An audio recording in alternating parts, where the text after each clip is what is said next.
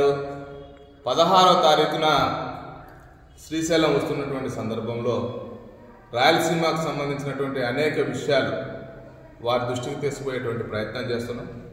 ముఖ్యంగా శ్రీశైలం స్వామివారి దర్శనం అనంతరం శివాజీ స్ఫూర్తి కేంద్రాన్ని కూడా వారు సందర్శిస్తారు.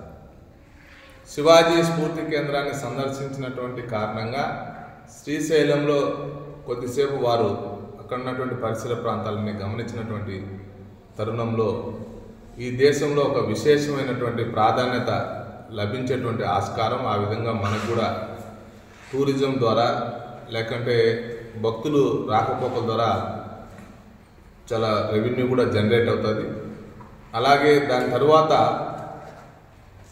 జిఎస్టీకి సంబంధించి ఏ విధంగా అయితే ఈ దేశంలో పెను మార్పులు వచ్చాయి, సామాన్యుడి నుంచి అతి సామాన్యుడి వరకు ఉపయోగించేటువంటి పప్పు దినుసులు కావచ్చు, లేకంటే చిన్న మధ్యతరగతి కుటుంబీకులు వాడేటువంటి కార్లు కావచ్చు, గృహోపకరణాలు కావచ్చు, ఔషధాలు కావచ్చు, వీటన్నిటి మీద జిఎస్టీ కారణంగా 4 స్లాబుల సిస్టమ్ నుంచి 2 స్లాబుల సిస్టానికి తీసుకురావడం కారణంగా ఏ విధంగా ప్రయోజనం నేరుగా పొందుతున్నామో దాని మీద అవగాహన కల్పించడం కోసం ఒక రకంగా జిఎస్టీకి సంబంధించి అజెండాగా పెట్టుకొని కర్నూలులో లక్షలాది మంది ప్రజల సమక్షంలో నరేంద్ర మోడీ గారు ఉపన్యసించబోతున్నారు. చాలా సంతోషం. అందరూ కూడా పార్టీలకు అతీతంగా వ్యాపారస్తులు, కార్మికులు, కర్షకులు అందరూ కూడా పాల్గొనాలని భారతీయ జనతా పార్టీ విజ్ఞప్తి చేస్తుంది.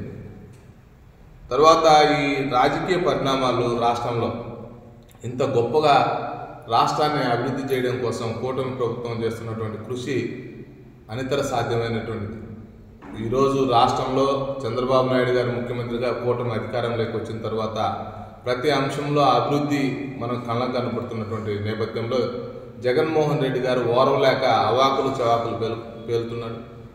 ఆయన జగన్మోహన్ రెడ్డి గారు ముఖ్యమంత్రిగా ఉన్నప్పుడు నకిలీ మద్యం తాగడం కారణంగా మహిళల యొక్క పుస్తీలు తెగి లక్షలాది మంది అనారోగ్యం పాలైనటువంటి చరిత్ర జగన్మోహన్ రెడ్డి గారి సమయంలో.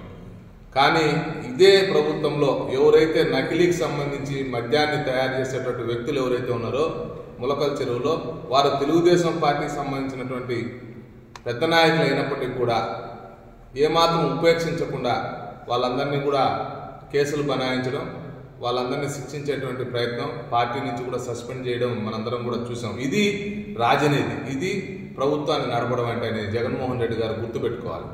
అదే జగన్మోహన్ రెడ్డి గారి సమయంలో వాళ్ళ ఎమ్మెల్సీ ఎవరైతే ఉన్నారో ఆయన వాళ్ళ డ్రైవర్ని చంపితే డోర్ డెలివరీ చేస్తే వారిని ఈ రోజుకి కూడా వెనకేసుకొని వస్తున్నాడు.